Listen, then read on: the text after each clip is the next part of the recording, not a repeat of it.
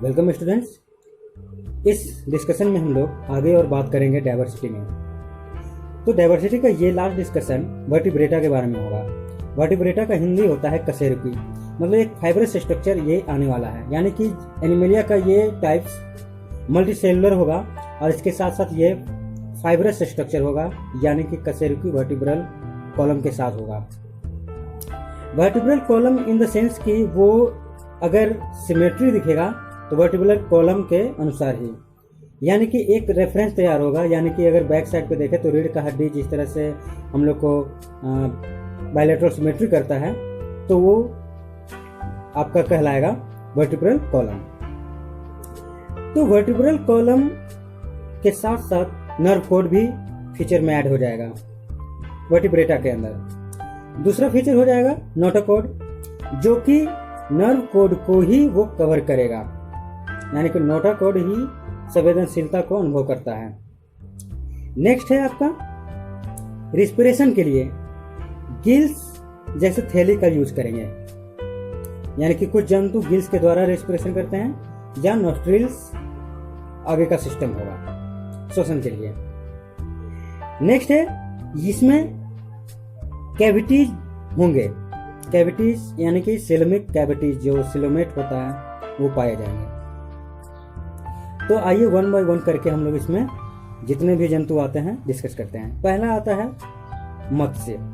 मत्स्य यानी कि fishes. Fishes में इनका स्ट्रक्चर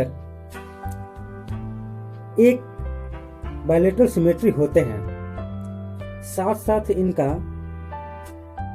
गिल्स होता है रिस्पिरेशन के लिए। वो गिल्स के द्वारा ही पानी में से ऑक्सीजन को अलग करके ऑक्सीजन को लेते हैं। इनका जो हार्ट होता है वो 2 चैम्बर का होता है, 2 चैम्बर वाला होता है, एक इम्प्योर और एक प्योर के लिए।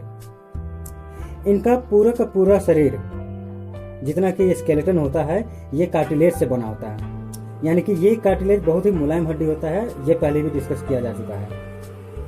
इसके साथ अगर इनका एग्जाम्पल देखा जाए तो रोहू, ट्यूना ये मछलियां हैं जो पूर्ण अस्थि से बने होते हैं, यानी कि बोन इनमें पाया जाता है। लेकिन अगर कार्टिलेज से बने हुए मछलियों का बात किया जाए तो उसमें आपका एक एग्जाम्पल आ जाएगा शार्क। मत्स्य का ये डिस्कशन यहीं तक। नेक्स्ट है एम्फीबिया, यानी कि जल और थल दोनों में रहने वाले जीव जंतु। ये मल्टीसेलुलर होंगे, ये भी बायलैटरल सिमेट्री होंगे। एम्फीबिया मछलियों से अलग होते हैं, इनका कोई स्केल्स नहीं होता है, कोई भी स्ट्रीमलाइन आपका स्केल्स नहीं होता है। इसके साथ साथ इनके स्किन पर म्यूकस ग्लैंड होते हैं, म्यूकस ग्लैंड, और इनका हार्ट द्विकक्षीय न होकर के 3 चैम्बर का होगा, यानी कि 2 चैम्बर वाला पहले का था, यानी कि मछलियों का था, इसमें 3 चैम्बर होंगे। इसके साथ इनका जो रिस्पिरेशन होगा वो फेफड़ों द्वारा होगा, इनमें गिल्स नहीं पाए जाएंगे। ये अंडे देने वाले जंतु होंगे, यहाँ तक कि मत्स्य भी अंडे देने वाले थे, ये भी अंडे देने वाले होंगे। दे ले एग्स। ये जल और थल दोनों में रहेंगे, इसीलिए इनका नाम पड़ा है एम्फीबियंस। मेढक, सैलोमेंडर, टोड, ये सब सारे एग्जाम्पल एम्फीबियंस के हैं।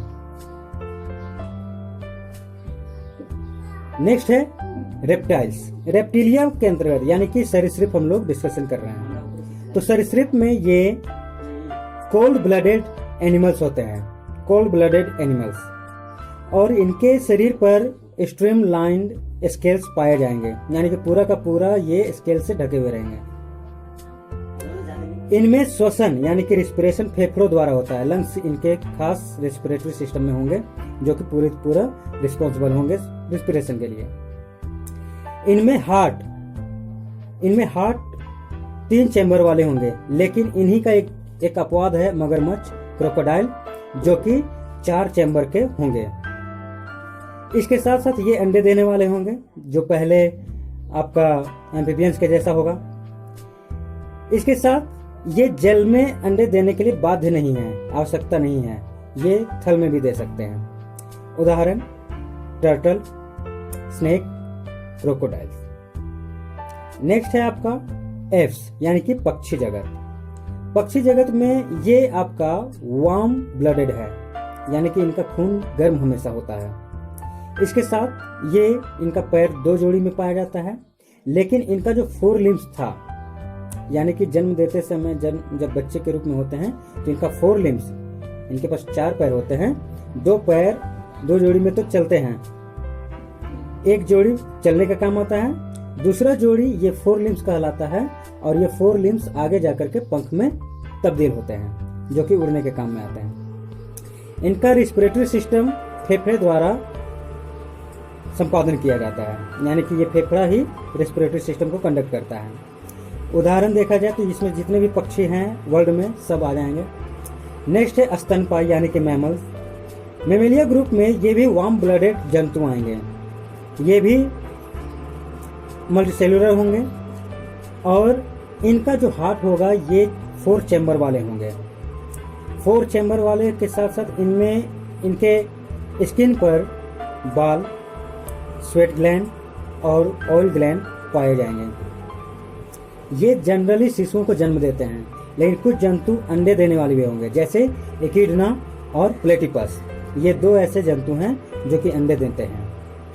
कंगारू एक ऐसा जानवर है जो अविकसित बच्चों को अपने थैले में रखने के लिए मजबूर होता है, इसलिए बाय नेचर उनके पास एक थैला होता है अपने बच्चे को संभालने के लिए। तो यहाँ तक ये एनिमेलिया का ग्रुप डिस्कशन समाप्त हुआ। नेक्स्ट हम लोग चलते हैं नाम पद्धति।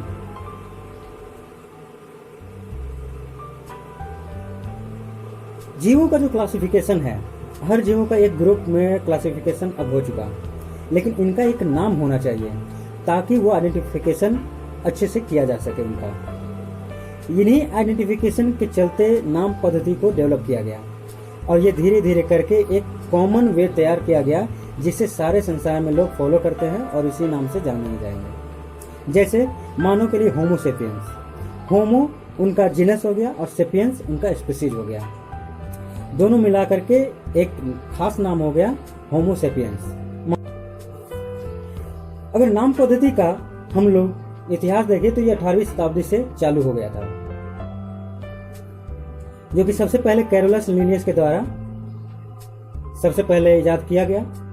वो एक स्वीडन के साइंटिस्ट हैं।